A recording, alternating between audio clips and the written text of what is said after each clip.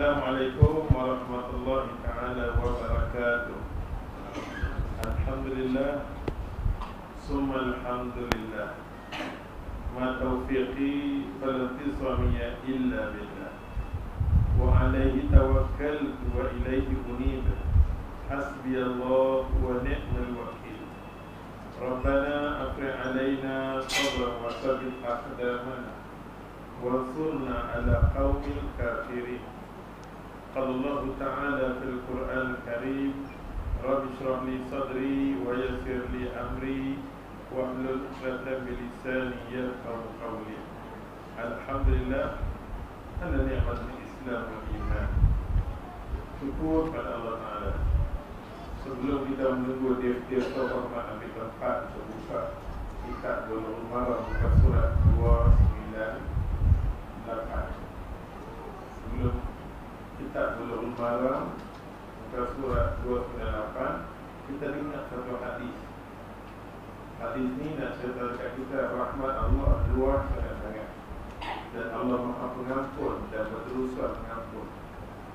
Yang kata rahmat Allah luas sangat-sangat untuk kita, dan Allah Maha Pengampun. Allah suka dengan kepada hamba dia minta ampun dan berterusan kita beristighfar kepada Allah.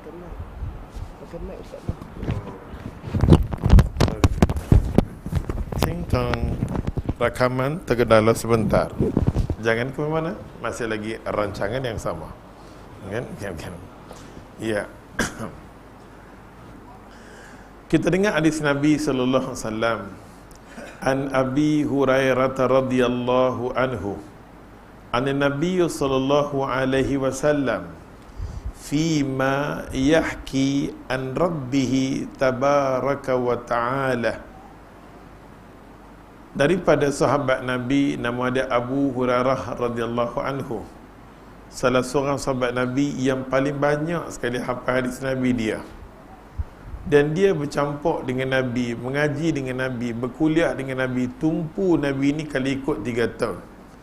Ada orang lanjut lebih 3 tahun, 4 tahun. Yang kata Abu Hurairah ni campur dengan Nabi 3 tahun. 3 tahun tu dia sungguh-sungguh mau ilmu sampai dia jadi alim.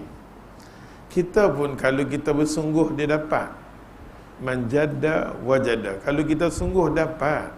Tapi kita duk main-main lebih kurang macam tu, kita takkan rasa apa pun. Ilmu ni dia kena berkawan dengan dia. Mu'nisa fil qabri. Dia akan bagi seronok kita di kubur. Dan semua kita tahu Nabi kata ilmu yang manfaat lah ia akan teman dia di kubur dia. Pasal tu ilmu ni dia kena suka betul-betul. Dia kena suka betul-betul. Sahabat Nabi nama Abu Hurairah ni, Allahu Akbar, sebab dia lah timbul semua di kalangan sahabat Nabi gila cari ilmu daripada Abu Hurairah radhiyallahu anhu. Ada 800 hadis yang mana sahabat ambil daripada dia. Kalau ada 10 pun dah cukup hebat dah, ni 800. Abu Sa'id Al-Khudri 84. Yang mana perawi datang daripada yang mana sahabat Nabi direct ambil dengan Nabi ni ada 800 daripada Abu Hurairah radhiyallahu anhu. Apa kata dia? An Nabi sallallahu alaihi wasallam, daripada Nabi sallallahu alaihi wasallam, fima yahki an rabbih tabaraka wa ta'ala. Daripada Nabi yang Nabi nak meriwayatkan, Nabi nak cerita kat kita benda ni mai daripada Allah. Kita namakan hadis qudsi. Benda ni mai daripada Allah. Dengan arti kata Allah suka satu benda yang Allah suka daripada hamba dia. Qala, kata Nabi, aznaba dhanban abdu. Aznaba dhanban abdu. Hamba Allah ni dia buat dosa. Hamba Allah ni aznaba dhanban abdu. Kata Nabi, hamba Allah Ta'ala. Allah kata apa? Allah kata, tengok hamba aku. Hamba aku buat dosa, dia kata kat sini. Ada kursi sabdanya kata Nabi, apabila seorang hamba itu melakukan dosa, aznaba dhanban abdu, hamba aku melakukan dosa, faqala telah berkatalah Nabi SAW. Allah kata apa? Allah cerita tentang bila kita ada dosa, kita berdosa, lalu kita kata Allahumma ighfirli dhanbi, Allahumma ighfirli dhanbi, ya Allah ya Tuhan ampunlah dosaku, ya Allah ya Tuhan ampunlah dosaku. Mana-mana hamba yang ada dosa, dia tahu benda tu berdosa, terus mulut lidah dia kata apa? Allahumma ighfirli dhanbi, Tuhan ampunlah dosaku, ampunlah dosaku ya Allah. Faqala Allah tabaraka wa ta'ala, telah katalah Allah Ta'ala. Apa Allah Ta'ala kata? Tengok Allah kata, aznaba abdi dhanban, aznaba abdi dhanban, hamba aku buat dosa. Bila hamba aku buat dosa, fa'alima anna lahu rabbah, dia tahu, dia memahami di situ ada Tuhan, aku ada Tuhan. Bila aku buat dosa, Tuhan aku duk tengok aku, Tuhan aku duk tengok aku. Fa'alima, dan dia tahu anna lahu rabbah, Tuhan kata bila dia buat dosa je dia tahu aku ada Tuhan, Tuhan memahami, Tuhan duk tengok aku. Yaghfiru dhanbah, yaghfiru dhanbah. Tengok terjemahan ni kata apa? Maka Allah Ta'ala berfirman baginya, hamba aku melakukan sesuatu yang berdosa, lalu dia kata dia memahami bahawa dia mempunyai Tuhan yang dapat mengampunkan dosanya, dapat mengampunkan dosanya. Adnaba abdi dhanban, sesungguhnya hamba aku ni buat dosa. Fa'alima anna lahu rabba, dia tahu, dia memahami dia ada Tuhan, Tuhan duk tengok dia. Yaghfiru dhanbah, dia minta Tuhan ampunkan dosa aku. Tuhan, tak ada siapa yang boleh, aku kalau dosa tak ada siapa yang boleh ampun melainkan Tuhan. Nampak tak? Orang ada dosa, dia mai kat Tuhan, dia merayu dekat Tuhan. Wa ya'khadhu bi dhanbi, dia tahu dosa dia ni Allah akan hukum dia. Dia tahu dosa dia ni Allah akan apa nama? Hukum dia. Dia tahu yang kata dosa ni Allah akan azab dia. Thumma 'ada bi dhanbi, kemudian dia buat lagi dosa. Summa 'ada, dia ulang balik, dia buat dosa lagi. Allah kata tengok hamba aku ni. Summa, kemudian dia kata 'ada, dia ulang balik buat dosa. Faqala, lalu Allah kata tengok dia kata rabbighfirli. Bila dia buat dosa kali kedua, terus dia panggil nama aku, Tuhan ampunlah dosaku, dhambi, ampunlah dosaku ya Allah. Faqala Allah tabaraka wa ta'ala, bila kita angkat tangan, kita kata ke Allah, ampun dosaku, ampun dosaku. Allah Ta'ala kata apa? Adnaba abdi dhanban, hamba Allah, hamba aku ni tadi buat dosa, hamba aku buat dosa. Fa'alima anna lahu rabbah, dia tahu dia ada Tuhan, dia tahu dia ada Tuhan, dia buat dosa ni Tuhan duk tengok dia. Yaghfiru dhanbah, dia minta ampun, Tuhan ampunkan dosaku. Wa yu'khadhu bi dhanbi, dia tahu ya Allah, Tuhan ampunkan dosaku, sesungguhnya dosa aku ni akan diazab oleh Allah Ta'ala kalau Allah tak ampun aku. Summa 'ada fa'adnaba, kemudian dia buat lagi dosa. Bukan berterusan maksud dia. Dia buat dosa, tengok tu bila-bila dia buat lagi, dia minta ampun pula.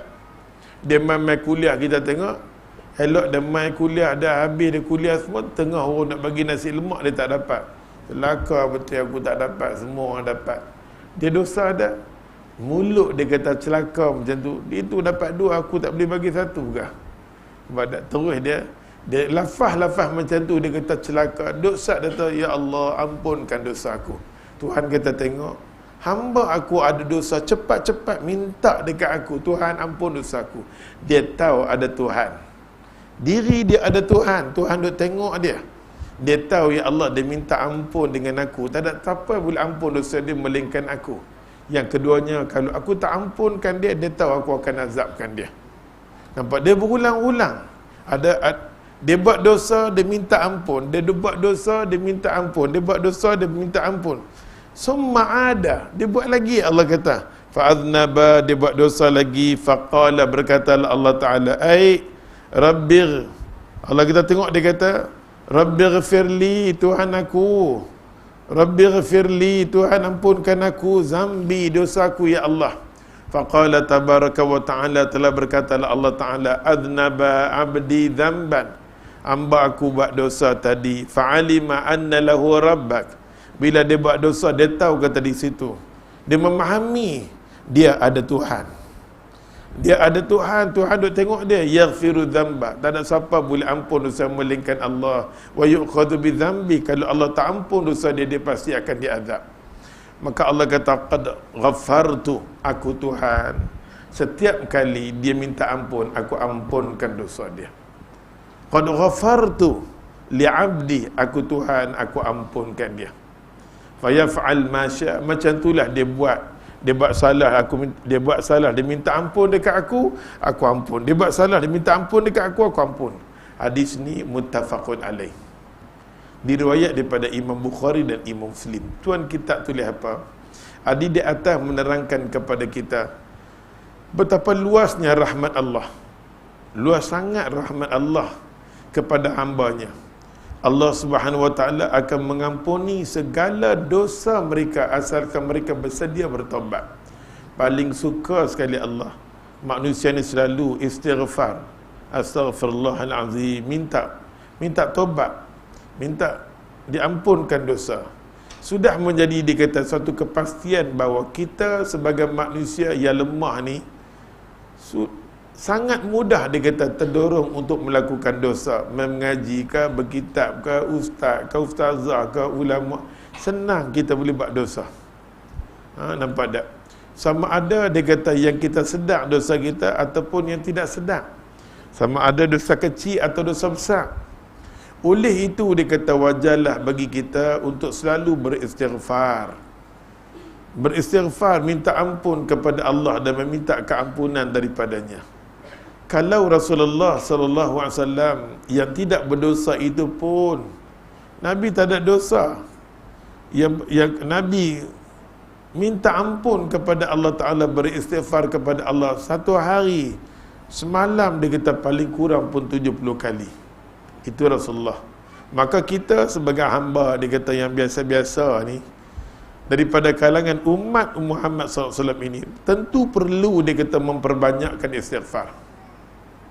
Celik-celik mata kita sampai nak tidur balik, Astaghfirullahalazim, Astaghfirullahalazim, Astaghfirullahalazim. Nabi punya istighfar tak berhenti, nampak tak? Mintalah.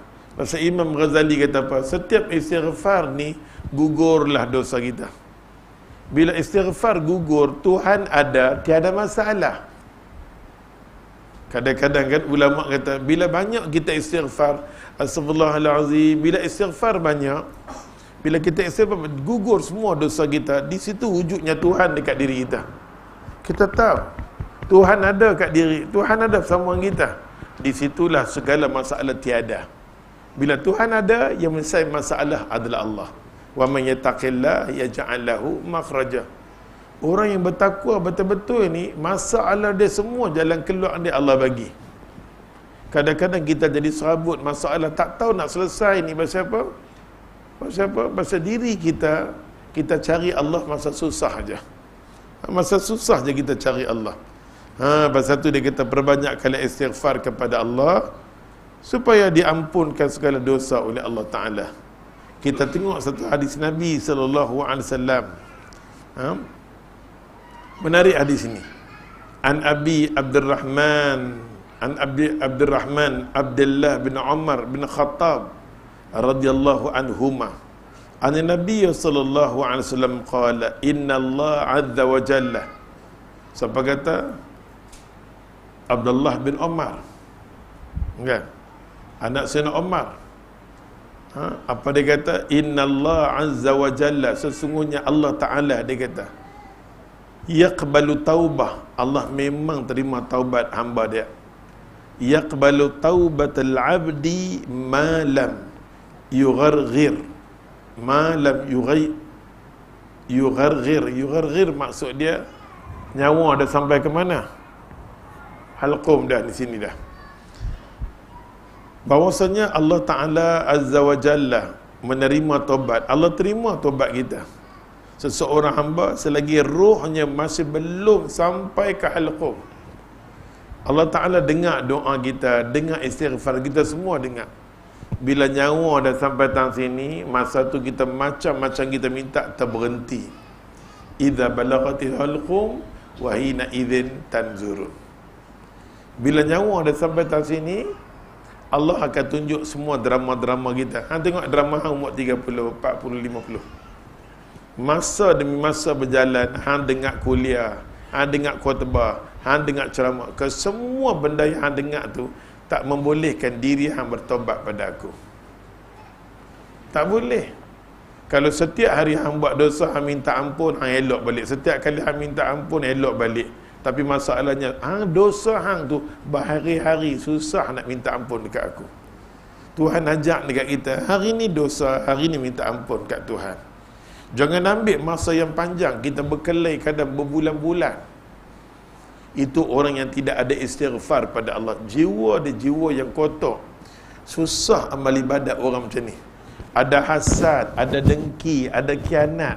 Tiba-tiba nak pakai telekom, pergi haji tu semua bergaduh dengan orang. Ini semua semak perutnya orang. Susah.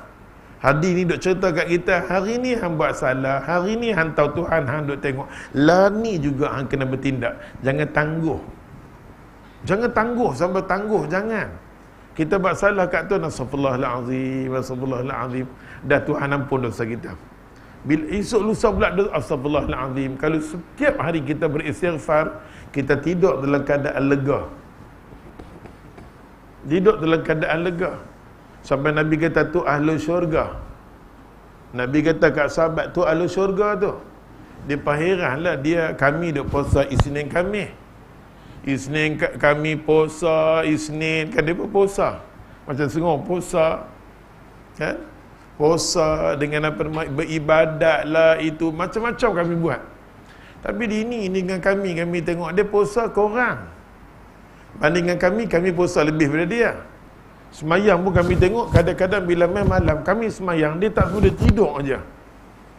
Lepas tu main pula baca Quran, kami baca, dia baca sikit je ke macam banyak. Tapi Nabi boleh kata kat dia ahli syurga, tak mana kaedah dia ni. Dia pun sampai 3 hari 3 malam duduk dengan dia nak pastikan dia ahli syurga macam mana. Dia pun duduk dengan dia tengok-tengok ciri-ciri apa tak ada pun. Nak kata kalau dia dengan kami lagi bagus. Akhirnya dia geram, dia bertanya kat dia, apa amalan hang selalu buat? Salah satu amalan aku, dia kata setiap hari sebelum aku tidur, sebelum aku nak letak kepala aku dekat bantai, kepala aku nak bantai, aku angkat tangan mengadu ke Allah, Tuhan ampunkan dosa aku. Kau ampunkan dosa ya Allah kalau aku dah salah silap dengan orang. Termasuklah aku ampunkan semua dosa yang manusia buat salah kat aku. Aku ampunkan dosa. Ini kerja dia setiap hari. Nabi kata ni ahli syurga. Kadang-kadang kita banyak amal ibadat sekalipun, tapi mulut lidah kita tak nampak ahli syurga. Amal ibadat kuat, tapi mulut kita tak nampak. Mulut kita orang nampak, ya Allah, mulut temperature. Kan? Dalam masa yang sama orang tak nampak. Amal ibadat kita kuat, Allah. Dalam masa yang sama kita bergaduh dengan orang, ada hasad, ada dengki, ada penyakit zon ni, semua ni penyakit tak elok. Semua tu menyebabkan kita susah nak mendekatkan diri dengan Allah. Maka pasal tu Tuan kitab ni kata, pintu taubat Allah buka setiap hari. Rahmat Allah Ta'ala, Allah paling suka hamba dia. Buat salah, minta kat dia. Buat salah, minta dekat dia. Buat salah, minta dekat dia. Aku Tuhan berterusan membuka pintu taubat. Sebab Nabi yang pun sendiri, dalam keadaan dia tak ada dosa, dia minta dekat aku 70 kali kadang lebih. Itu Nabi. Kita tanya diri kita daripada celik-celik mata sampai lah ni berapa kali yang kita kata Astaghfirullahalazim, Astaghfirullahalazim, Tuhan ampun dosaku. Mudah-mudahan Allah bagi kat kita hidayah, Allah bagi kat kita petunjuk, Allah bagi kat kita semua ilmu yang kita dengar ni, kita cuba nak beramal. Dia boleh jadi keberkatan dalam hidup kita. Allahumma amin. Kita masuk kitab Bulughul Maram. Hadis apa nama Datuk Mufti kata, tak mana? 298 hadis 610. Oh yang tu ke? 610. Betul? Dah tanda dah. Pengurusi? Okey. Pengurusi kata serah pada pihak mufti. Kan?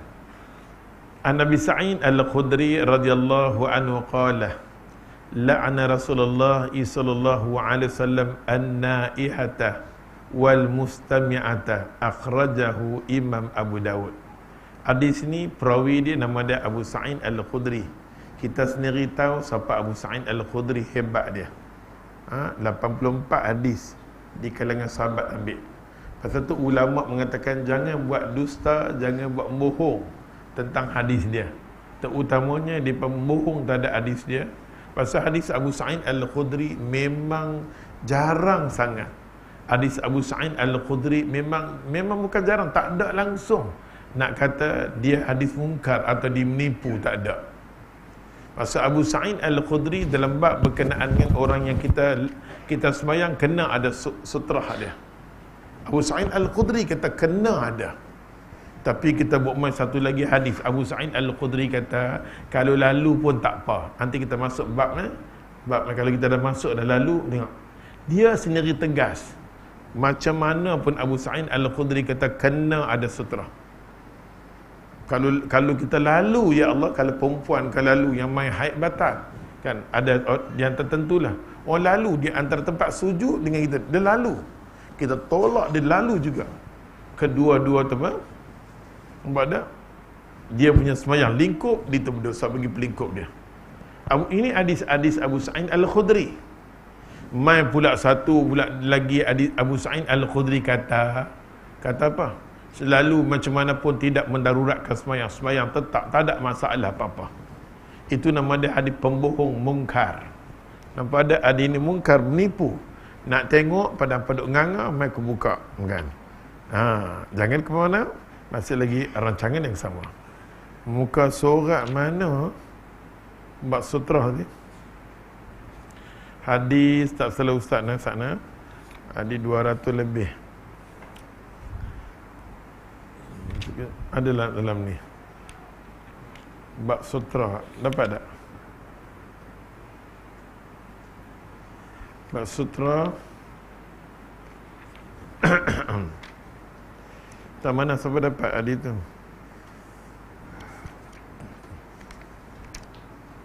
Allah.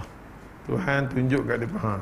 Bab dia daripada 121, muka surat 121, hadis dia bermula dengan hadis dia bermula dengan 242. Pasal bab ni dia tak tulis tau, dia tertinggal tajuk. Muka surat 121 tu bab berkenaan dengan semayang kita kena letak sutra. Muka surat 242 sampai mana? Tengok. Sampai 123 tengok. Ustaz baca terjemahan terus. An-Nabi Sa'id Al-Khudri radhiyallahu anhu qala Rasulullah sallallahu alaihi wasallam idza shalla ahadukum ila syai'in yasturuhu minan nasi fa arada an-nasu an yakhtadha baina yaday falyadfa'hu fa in aba falyuqatilhu fa innama huwa syaitanu. Hadis muttafaqun alaihi wa fi riwayatin fa inna ma'hu qarinun. Ni hadis Abu Sa'id Al-Khudri. Nampak ini hadis Abu Sa'id Al-Khudri. Apa kata dia, tengok. Apabila seseorang di antara kamu salat dengan menghadap sesuatu yang dapat menghalang dia kata dirimu daripada manusia, lalu ada seseorang melintas. Kita semuanya dah lintas. Bila dia lintas, dia kata tegah dia, jangan bagi dia lintas kamu. Lalu dia ni ketegak juga, nak lintas juga, dia lalu juga yang kau ajak ni. Bila dia lalu, dia kata bunuh dia. Dia bukan suruh perang, fayuqatilhu, boleh bunuh dia. Nampak tak? Di situ tak boleh mahkamah ambil tindakan apa-apa pun. Itu hak untuk dia untuk bunuh. Okey? Kerana dia kata orang seperti ini, pasal apa Nabi kata? Yang dia buat, dia lalu tu fa inna huwa syaitan. Dia syaitan. Bukan dia sebenarnya. Pasal diri dia banyak sangat hawa nafsu yang menyebabkan dia berkawan dengan syaitan. Maka Nabi kata pakat sini fa inna mahu syaitan qarin. Qarin dia kontrol dia. Kita tengok kadang-kadang kita nak tengok manusia ni qarin boleh kontrol tak kontrol. Bila kita tegur dia awak hang benda kebenaran. Hang betul-betul syaitan, kita kata kat dia. Hang ni syaitan. Boleh kata tak? Boleh. Memang pun dia syaitan. Nampak tak? Orang yang tak boleh terima kebenaran, nampak tak? Macam kita kata, ya Allah, semayang ni, semayang sunnah letak atas tangan sini. Dia kata mana-mana. Kita ada hang syaitan. Memang betul dia syaitan. Nampak tak? Orang syaitan ni selalunya dia tak boleh terima kebenaran. Bila kita cakap sikit muka dia leng, semua dia leng, kita tahu dah yang leng tu tahu dah telinga merah, semua merah, dia syaitan. Pasal tu sahabat kata Rasulullah, pasal apa nak bunuh dia? Bukan bunuh dia, bunuh syaitan dia. Fa inna ma'hu qarinun. Qarin dia kontrol dia. Pasal tu kita yang main kuliah ni, qarin kita duduk sebelah kita. Kalau iman kita kuat duduk sebelah, dia tak kontrol kita duduk sebelah saja. Nampak tak? Sampai Nabi kata qarin yang tak yang kuat ni, kalau kita semayang iltafat syaitan. Bila kita semayang dia jolok sini, kita kali kanan. Sampai Aisyah tanya, ya Rasulullah, pasal apa kawan tu? Apa hukum orang semayang duk kali kiri kanan? Nabi kata syaitan. Qarin dia duk ada dengan dia, walaupun dia semayang qarin dia ganggu dia. Tambah imam baca panjang dia ganggu. Dia ganggu satu macam tak apa, punya buta perut, punya tu imam sakit perut lah. Dia ganggu. Syaitan dia nak bagi dia terkencing, terberak. Pasal jiwa dia ada syaitan. Faham tak? Faham tak? Ni. Abu Sa'id Al-Khudri dalam hadis muttafaqun alaih Bukhari dan Muslim menunjukkan bahawa hadis ni daripada Abu Sa'id Al-Khudri memang dia tegah. Memang dia tegah sangat-sangat. Tiba-tiba kita buat satu hadis, tengok. 125 tengok. Abu Sa'id Al-Khudri kata Nabi sallallahu alaihi wasallam, Nabi kata tidak membatalkan salat sesuatu pun siapa-siapa yang lintas depan hang. Tetapi tolak macam tu sudahlah. Seberapa yang kamu boleh, dia kata. Nampak tak? Hang nak mampu, nampak tak? Maka hadis ulama mengatakan hadis ni dha'fun. Dia tak pernah cakap dua wajah, dia cakap dia serius. Abu Sa'id Al-Khudri dia sebut lafazan dalam mana? Bukhari dan Muslim muttafaqun alaih. Mai pula lagi satu Abu Sa'id Al-Khudri kata tak apa. Hadis inilah yang kita nak pakai. Pasal tu bila kita semua orang lalu tak apa. Mau debu hang buruh hantar nampak tak? Kecuali kalau kita semayang, kita tok imam ada kat depan, kita batal. Kita boleh lalu depan orang semayang pasal sutra dia lah tok imam. Kita boleh lalu depan dia tak apa. Tapi kalau dia semayang seorang tak boleh macam kita semayang di depan Kaabah. Boleh lalu tak apa. Pasal yang kiblatnya yang sutra dia Kaabah. Nampak tak? Jangan kita ambil nas macam tu. Kita kata Abu Sa'id Al-Khudri kita tak apa. Hadis ni tetap ulama mengatakan wallahi sanad ni tidak sampai dha'fun. Mana-mana orang yang ambil dalil ni dia mengakukan mungkar. Jinayah dalam ilmu hadis. Kawan tu tak sebut, dia sebut kawan tu. Pasal tu Al-Hafiz Ibn Hajar Asqalani mengatakan hadis ni kena lempak jauh, dia kata dha'fun. Kita kena lempak, tak boleh pakai hadis ni. Tapi sayang, ulama hadis kata jangan pakai hadis ni, kita ambil di tempat kita pakai lagi kita. Nampak tak? Bagi dia Abu Sa'id Al-Khudri kata dia sahabat Nabi, dia kata tidak membatalkan. Kalau kita lalu macam mana pun tak batal. Orang tu lalu, kita tak ada apa, tak bersutra pun tak apa. Nampak tak? Ni nama dia buta perut. Nampak tak? Pasal dia sendiri tegas. Kadang-kadang benda hadis ni yang ulama kata jangan ambil. Itu bukan sebutan dia. Itu bukan dia kata. Hadis ni yang direka-reka, dibuat. Perawi-perawi yang tak bertanggungjawab. Ulama tegas. Dalam masa lama ulama kata jangan pakai. Kita pakai. Dan kita guna, kita syarah dalam masyarakat kita. Sayang tak? Ini nama dia ilmu yang tak manfaat. Ilmu yang tak manfaat. Kita boleh masukkan kategori ilmu syaitan. Faham tu? Ni pun satu kategori syaitan. Ni qarin yang menguasai dia. Qarin buat main satu ilmu. Ilmu nama dia ilmu musnah. Cukup tak kat tu? Patah balik tajuk. Nak cakap tajuk ni, Abu Sa'id Al-Khudri radhiyallahu anhu qala. Apa kata dia qala? La'ana Rasulullah sallallahu alaihi wasallam. Laknat. Nabi kata Allah laknat. Maksud menunjukkan laknat pada menunjukkan dia tak duduk di bawah rahmat Allah. Kita yang nak main kuliah ni semua, elakkan diri kita jangan buat perkara-perkara yang dilaknat oleh Allah. Bila Allah laknat kita, Allah tak suka kita, yamqutullah, Allah murka kita. Allah murka kita, susah kita nak dapat rahmat Allah. Susah nak duduk di bawah rahmat Allah. Masing-masing jaga diri masing-masing lah. Termasuk Ustaz cakap ni pun.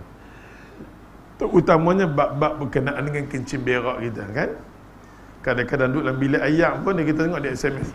Aku duk berak ni nanti Ustaz aku mai. Walaupun dia SMS, dia termasuk perbuatan yang dilaknat oleh Allah. Yamqutullah ala dhalik. Kita mengaji hadis, kita cubalah. Badak. Kadang duduk sebelah-sebelah dia sembang. Dia sembang, macam mana? Aku ciri, aku pun sama lah duduk sembang. Nak mampus ni badak. Kita latih, walaupun anak kita sendiri pun kita latih. Kan? Kita ketuk-ketuk pintu. Ketuk pintu, bapak bagi signal sudah. Bukan kita cakap, tolong Ustaz bagi mak ambil Ustaz tolak aku, sabun tak ada ni tak ada dalam tu. Nampak tak? Ni semua kerja kita pernah buat. Walaupun kita mengaji sunnah, kita pernah buat. Saat lelaki saya macam tu, dia masuk pancung, dia tak reti nak ambil tuala. Ni satu bala lah, tak tahu nak buat dah. Masuk pancung ni daripada mak dia dulu. Daripada mak dia duk ajak sampai saya duk kena bawa tuala. Masuk pancung, tuala. Nampak tak? Nak masuk hang ambil tuala sendiri. Daripada mak dia ajak sampai ke kita pun duk kena belah dia. Ada faham tu? Nampak tak? Walaupun kita mengaji sunnah benda tu, Nabi kita jangan duk sembang cakap lebih ayat. Pangan ni terbawa-bawa kan? Benda yang laknat ni banyak. Benda laknat ni banyak kan? Jadi kalau boleh kita elak lah. Benda tu kita elak. Nak bagi cantik. Sebelum mati nak jumpa dengan Tuhan, bagi cantik lah. Kita takut Nabi kata apa? Nabi duk kata rajin cari ilmu, rajin. Kita cari benda baik, bagus. Kita cari benda baik, bagus. Dalam masa sama kita buat jahat. Semua amalan baik kita masuk syurga, batang tubuh kita masuk neraka. Amalan baik kita tak boleh tolong kita. Kita mengaji, jadi amalan baik. Tapi pasal batang tubuh kita jahat, dia tak mau duduk dengan kita, dia tak mau jadi mangsa. Amalan kita tadi akan masuk ke syurga, kita masuk ke neraka Allah Ta'ala. Kadang-kadang amalan kita semua pergi terbang ke orang lain. Pergi terbang, kita pernah mengumpat jeling kat dia, nampak dia tengah-tengah dia buat kuliah tadi, tiba-tiba ustaz bangun, siapa? Dia terkencing, terberak ke apa dia kan? Dia mengumpat kat aku, nampak dia semua tadi terbang kat aku. Kan? Contoh, bukan nak kata apa. La'ana Rasulullah. Nampak tak Nabi SAW kata apa? Ya Allah, Rasulullah SAW melaknat, dia kata perempuan yang dia kata naihata wal mustami'ata, ni orang perempuan. Sikap ni ada pada orang Arab. Orang Arab dia akan buat macam ni, tapi kita tak buat ni kot. Tapi kalau kita buat tak tahulah, tak tahu. Naihata ni kalau kita pergi, orang yang pergi tanah Arab mungkin faham maksud hadis ni. Macam kami kan, Syekh kami, itulah cara dia, ya Abdullah, hadha huwa al-hadis, nampak tak? Bila dia menangis, dia mesti timbulkan rasa sedih, menyesal mak dia nak pergi, nampak tak? Bagi dia panggil orang, jadi panggil orang mai, kadang-kadang keluarga dia tak pandai, nanti kumpulan, satu kumpulan mai, kata apa nama, kumpulan khalifah mai, maka kan dia pamai dia buat apa? Nak awak pindah, nak aku nak dia bakat-bakat menangis. So dia nanti start mula dulu, dia kata nak baiklah, nak awak hampir nak boy, aku tak puas dengan anak boy, nak boy hang buat cokriah aku tak ada makan, nak nampak ada kan?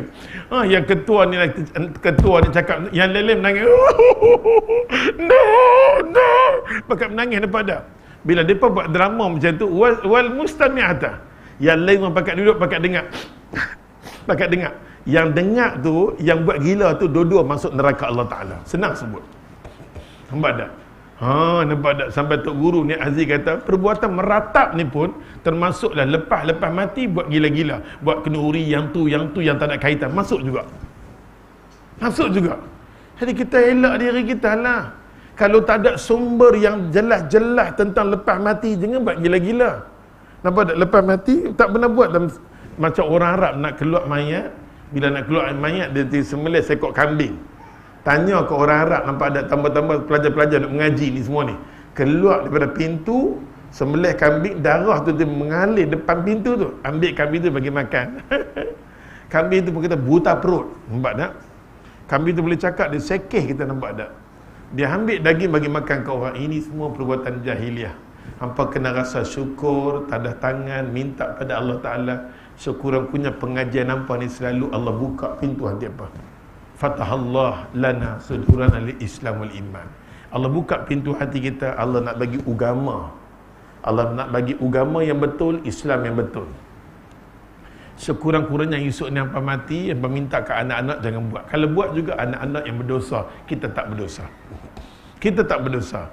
Faham hadis tu? Dilarang dia kata meratapi, dia kata. Dilarang dia kata meratapi kematian seseorang, baik dia kata lelaki maupun perempuan, baik dia kata menyebut kejelekan maupun kebaikan. Dia sebut nama ayat tu. Dia sebut, hang ni macam ni lah, hang dosa, hang tak ada minta ampun, hang ni baik lah. Baik ke buruk dia nampak tak? Tapi kebanyakannya perbuatan ni lah ni yang buat macam tu. Kalau ikutnya pok-pok India, ayo kau dah pula, ayo dia tiba mana? Ada faham ke tu? Yang kita tahu benda tu buat, rupanya pok Arab pun buat, pok Taipusan pun buat.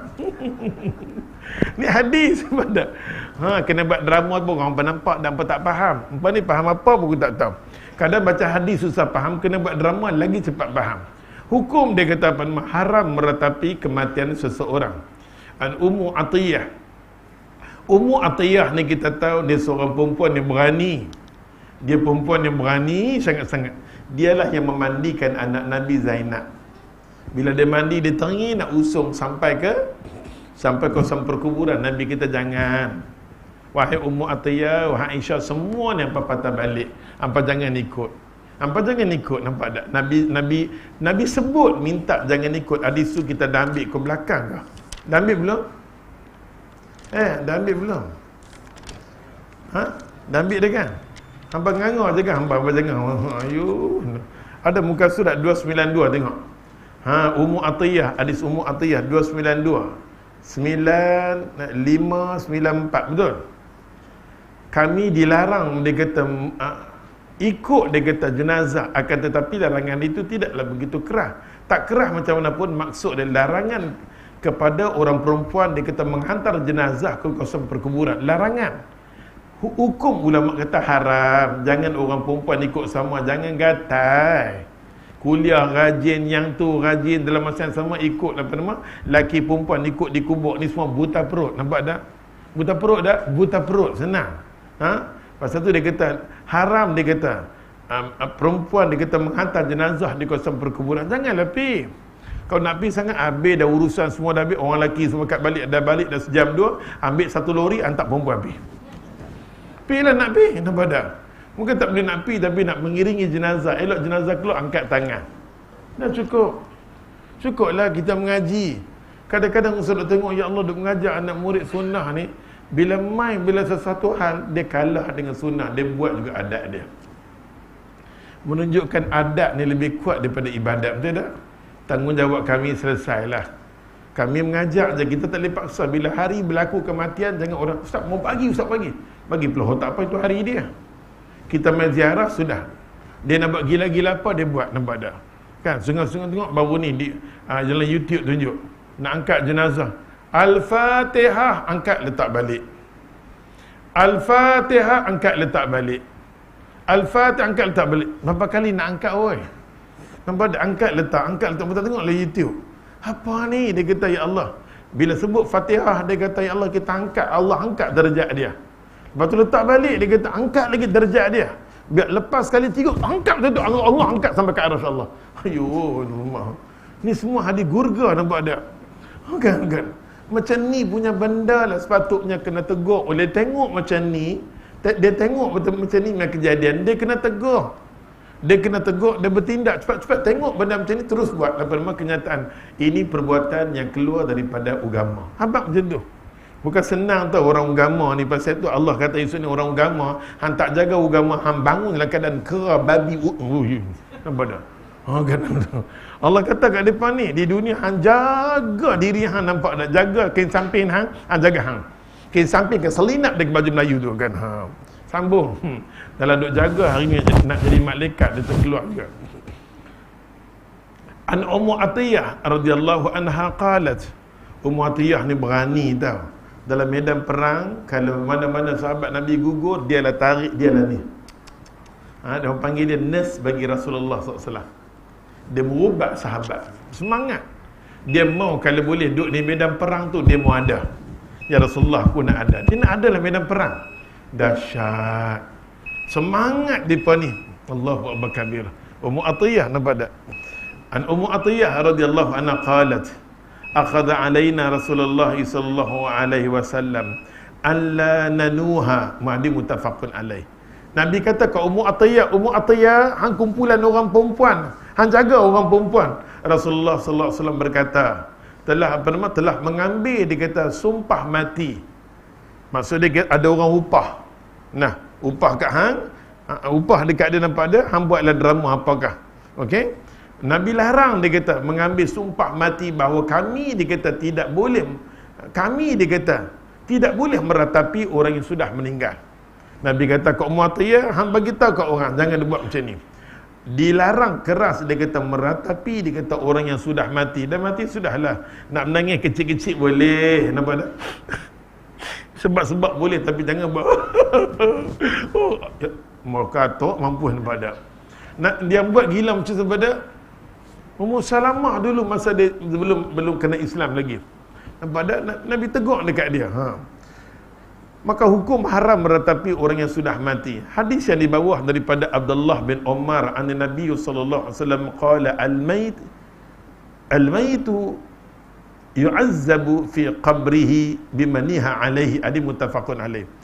Kalau dalam hal ni kita tengok Abdullah bin Umar berbeza dengan Aisyah radhiyallahu anha. Ustaz tak berapa hafal ayat tu dalam surah Al-An'am ayat 164. Wala wadhiratu widra ukhra, tak apa apa ayat tu dalam surah Al-An'am. Aisyah kata apa? Pasal dalam hadis ni Abdullah bin Umar kata apa? Mayat itu diazab kuburnya kerana diratapi orang. Perbuatan anak-anak dia, perbuatan tak senonoh dibuat oleh waris dia, dia kena. Kalau faham daripada hadis ni. Maka Aisyah radhiyallahu anha kata apa? Quran sendiri kata, siapa-siapa yang buat dosa, dia tanggung, bukan ditanggung oleh orang. Dalam surah Al-An'am, wala tadhiratu wizra ukhra. Dia yang buat dosa, dia tanggung. Tak boleh orang lain tanggung untuk dosa dia. Dia buat dosa, dia lah tanggung. Pasal apa? Anak dia yang tak semayang, mak kena. Nampak tak? Jadi apa ulama buat? Ulama ambil hadis Aisyah radhiyallahu anha, ambil hadis daripada Abdullah bin Umar, gabung, kata macam ni. Ulama buat kesimpulan, kalau anak tu dia ajar, dia didik, hantar sekolah agama, hantar mana ustaz puas kecil ni ajar Quran, hantar sana sini, umur 4-5 tahun dah boleh baca Quran dah, hantar sekolah agama. Mai umur 13 tahun hantar sekolah agama, balik-balik satu macam, duduk dengar 13 tahun duduk isap rokok sekolah agama. Allahu akbar. Mak dia dengar cerita dia, bila dia balik dia jadi malaikat depan mak dia. Nampak? Mak dia tengok semua program gila-gila dia, tengok-tengok anak ni tak menjadi. Kadang-kadang kita mak bapak usaha untuk anak, bukan tak usaha daripada Z sampai kita susun anak-anak, tapi anak tak menjadi. Itu satu ujian kepada mak bapak. Allah uji, Allah nak bagi tahu satu nabi dan rasul yang pertama, dakwah yang pertama, nama Nuh alaihissalam. Allah takdirkan isteri dia tak boleh ikut dia. Sampai isteri dia kata, you nak sembang ke, you nak ceramah, tolong pergi di luar. I tak boleh, telinga I tak boleh masuk. Tapi dia sayang dekat isteri dia bagus, semua okey. Tapi isteri dia minta satu, bab agama, tolong jangan cakap. I tak boleh masuk, I rasa macam you duduk ceramah macam nyamuk, macam nyamuk. I tak boleh. Oh, nampak ada isteri Nabi? No. Anak-anak dia pula, mak dia hasut ikut semua mak. Satu anak pun tak ikut dia. Dia Nabi Nuh. Apakah kita kata Nabi Nuh kurang mendidik? Kadang-kadang kita try, itu masalahnya, kita dakwah macam mana pun kita cuba, akhirnya tak boleh juga. Itu bukan kuasa kita. Nabi Muhammad sallallahu alaihi wasallam, pak cik dia yang jaga dia 23 tahun pun tak berjaya dia tarik, betul? Apa dah? Masa tu kita jangan, kadang-kadang kita jangan cemas. Macam-macam lah dah buat ustaz. Rasa macam Tuhan tak mau dengar pula doa saya. Semayang tahajud ni tak berhenti lah dalam semua anak dekat dia lah lebih, ustaz, dekat dia lebih. Hati dia tak tahu lah nak kata ustaz. Oh, bapak dia tegur dia, pakailah ni elok-elok, dia pakai sat tudung, dia pakai. Bila dia keluar dia lepas balik. Allah ustaz, oh depan kita elok, dia keluar saja jauh tu dia buka balik. Saat ni dia tukar baju dia punya pakai lagi. Kita tengok daripada jauh, ya Allah, anak aku kan yang keluar pada aku. Doa kat dia Ustaz, macam doa Tuhan tak kabul pula Ustaz. Saya tak tahu lah, nampak tak? Kita jangan paksa Allah untuk bagi hidayah ke anak kita. Kita jangan paksa Allah bagi hidayah ke anak kita. Kita cuma minta dengan Allah. Allah mahu lagi banyak masalah anak kita, lagi banyak kita berdoa, itulah yang menjadi kesukaan bagi Allah. Nampak tak? Lagi banyak anak kita kadang-kadang buat ni, kita berdoa, ya Allah, bentuklah anak aku ya Allah, satu-satunya anak aku ya Allah. Minta, kita minta dia. Kadang-kadang doa kita minta, lambat Allah nak terima. Kadang-kadang permintaan kita yang Allah kabul bila? No, saat nak mati tu Allah pemudahkan kita. Nampak tak? Kita jangan paksa Allah bagi hidayah untuk anak kita. Pasal kita beriman dengan qada dan qadar. Takdir dah anak aku Tuhan bagi macam ni, aku terimalah. Tapi dia tetap anak aku, anak yang derhaka. Anak aku. Takdir Allah bagi, inilah anak aku calon ke neraka. Keluar daripada perut kita, anak kita, tapi anak kita menuju ke neraka. Anak yang keluar perut kita tak pernah pakai tudung, duduk tergedit-gedit, tergetak-getak. Pakai selok punya ketat, nak nampak, pungkok pun nampak, taik pun nampak, semua nampak. Nampak kan? Kita tengok anak kita yang kita beranak keluar tu, kita tengok, alamak, ya Allah, tak pernah aurat sempurna, tudung tak ada kepala, yang tu tak ada. Automatik kita tahu, inilah calon anak aku ke neraka. Kau kata, awak ustaz kata macam tu, ya. Kita nak kata apa lagi? Orang yang langgar arahan Allah, ke mana tempat dia? Di dunia lagi dia calon macam tu dah. Tapi kadang-kadang kita bayangkan anak kita masuk, kalau aksiden masuk hospital, dia duduk di luar, kita duduk di luar pembedahan, duduk di luar. Mak kata dah Kak Han jangan naik motor, mak kata bapak Han lah gatai beli motor. Duduk menangis di luar. Dia lepas duduk menangis, bapak Han lah gatai beli motor, kalau bapak Han tak beli tak jadi macam ni, bapak Han lah mampu dulu. Kita duduk di luar tu, kita tengok, kita sedih, menangis terisak-risak pasal apa? Kita menangis terisak-risak pasal anak kita duduk dalam bilik pembedahan. Dia ada operation sakit tu, kita rasa itu baru di dunia. Esok ni di hari akhirat kelak, anak yang derhaka ni Allah tunjuk depan mata kita mak yang melahirkan anak tu. Akan dia ambil kaki kita, semua bukan tak tahu azab. Di depan ya Allah, Allah azab dia. Dia masa tu panggil mak dia tak boleh tolong dia. Kita tengok anak kita kecil, kadang-kadang dia, doktor duk ambil darah ke anak kita, dia duk menjerit tu, kita dudak. Menangis ni tak tahu nak kata dah. Kita baru sikit. Bayangkan azab api neraka depan mata kita. Nampak tak? Pasal tu hati kita ni mau kena ada hati agama. Kena sedih daripada lani. Bukan sedih masa lani mau sedih. Bila tengok dia macam tu kena sedih, lani angkat tangan. Angkat tangan, Tuhan bagilah kat dia. Kadang-kadang kita beletak banyak-banyak sangat ni pun, jangan, orang tak suka, janganlah. Kita selang-seli ataupun kita doa mintalah kawan-kawan dia. Yang dia nak kawan tu, minta kawan-kawan dia. Atau dia nak kereta, kau dengar macam mana ke. Doa mak ni bagus. Selagi mana kita hidup, buat terbaik untuk anak-anak kita. Buat terbaik, nampak tak? Bagi mereka dapat sesuatu, pasal mereka nak tolong kubur kita. Kalau mereka tak cantik, Allahu Akbar. Kan? Allahu Akbar. Buat macam mana? Sampai ke maghrib anak kita duk sepak takraw. Anak tu nak angkat kubur kita. Ayo, sambung. Nampak tak? Oleh sebab tu ulama kata apa? Ulama kata, kalaulah ya Allah Tuhan kita mati, kita didik anak pinak kita, didik anak pinak kita dengan agama. Didik anak pinak kita dengan agama. Tapi dia tak jadi. Sebenarnya mak bapak tidak akan diazab oleh Allah. Mak bapak tidak akan diazab oleh Allah. Tidak dia akan azab oleh Allah Ta'ala. Tengok dia kata apa di sini. Hadis dia kata kat sini menerangkan adanya penderitaan mayat yang diretapi. Kalau kita buat gila-gila sesuatu, si mati itu kena. Dia kata, maka ada kata haram meretapi orang sudah mati. Orang dah mati jangan kita buat gila-gila, dia kena seksa. Dah kita pesan kat dia, esok ni kalau mak mati, mak tak mau tau. Duk buat majlis 3 hari saat ni 40 hari perut mak pecah serabai apa kan mak tak mau. Nampak tak? Tunggu perut pecah 100 hari saat ni mai pula berimpun semua mak tak mau macam tu semua. Hampa jangan dah buat macam tu kat mak. Nampak tak? Mak dia pesan tapi kita buat juga, dia tidak akan diazab. Dia tetap dia diazab. Dia tak akan diazab. Nampak tak? Pasal kita nasihat dah. Tengok daripada satu hadis Nabi sallallahu alaihi wasallam, walahuma daripada Bukhari, Muslim, daripada Mughirah bin Syu'bah pun cerita yang sama. Dia kata perbuatan tak senonoh kita kepada orang mati, benda tu sampai. Benda tu sampai benda si mati menunjukkan tak senonoh benda yang berdosa kita buat, si mati akan diazab. Daripada Anas bin Malik radhiyallahu anhu qala, syahidtu, dia kata bintan li Nabi sallallahu alaihi wasallam tudfana wa Rasulullah sallallahu alaihi wasallam jalisun indal qabr fara'aitu 'ainahi tadma'ani, rawahu Imam Bukhari.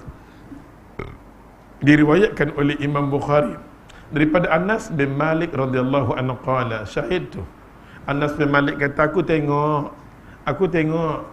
anak Nabi yang paling Nabi sayang sekali adalah Zainab. Hadis ni ialah ulama kata Zainab, nama dia Zainab.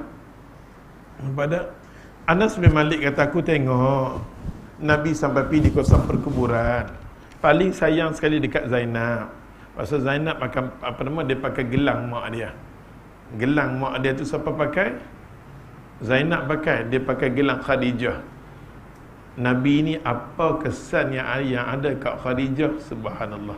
Apa yang ada pada Khadijah Nabi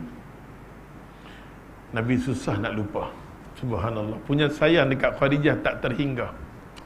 Pasal tu Nabi tengok perempuan yang lain, Nabi tak berkenan bertetap dekat Khadijah. Badak hampa kena cuba buat. Badak orang utamanya orang perempuan kena cuba buat macam mana nak bagi tarik jantan ni tak berkenan dengan orang lain. Ada faham? Itu ada pada Khadijah. Bacalah sirah Khadijah. Berkenan Nabi kalau balik terketak-ketak tergedi-gedi nak tengok Khadijah. Macam mana sekalipun nak balik tetap dia nak tengok. Allahu Akbar kabira. Faham ke oi? Nampak dah. Ya Allah, tak faham kot sudah. Nabi sayang kepada Zainab sangat-sangat. Hari mati dia Nabi pi. Anas bin Malik kata syahidtu bintan.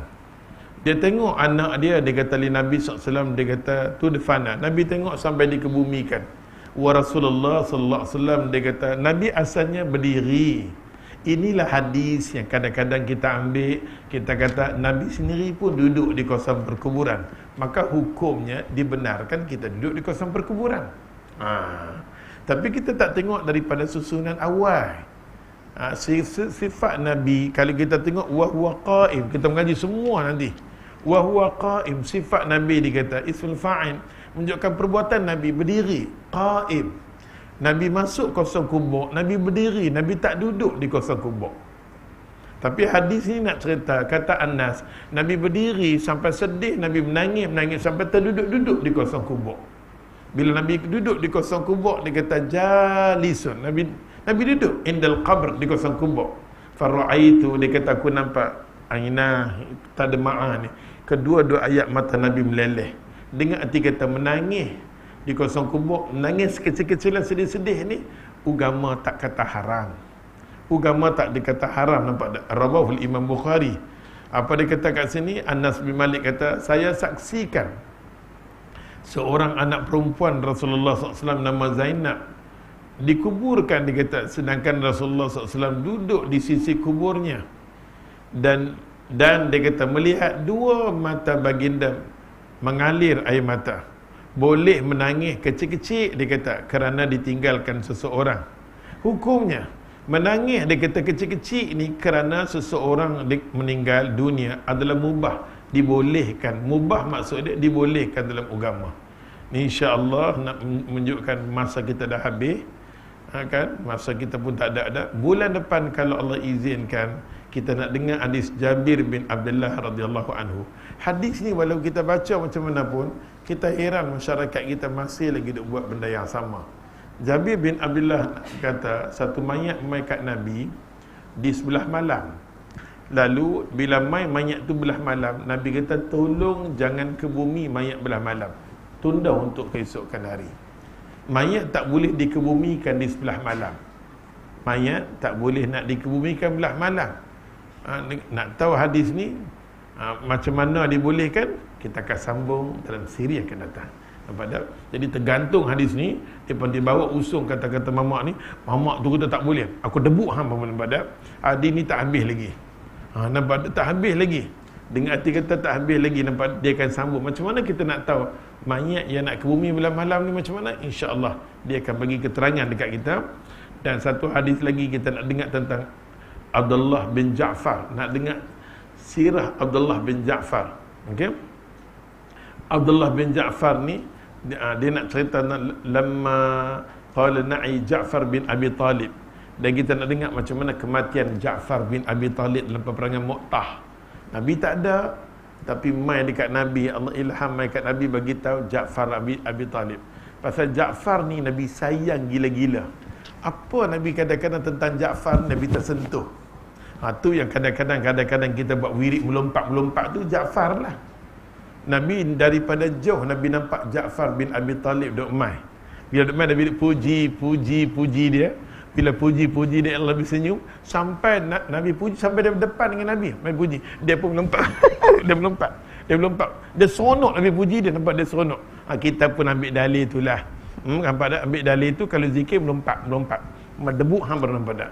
Kita ambil zikir melompat ni daripada perbuatan Ja'far bin Abi Talib yang melompat depan Nabi. Yang ni kita dah dengar hadis dia. Nampak tak? Maka dia meninggal, maka Nabi kita tolong jangan sedia makan dan minum. Dah mai dah. Nampak tak? Hadis ni nama dia hadis apa nama? Peperangan fi sabilillah. Kan? Bulan depan kita nak dengar hadis Ja'far bin Abi Talib insya-Allah. Setakat sini dulu, yang baik semua mai daripada Allah, salah dan silap daripada kelemahan sendiri. Kita sudahi dengan tasbih kepada Subhanakallah, syada la ilaha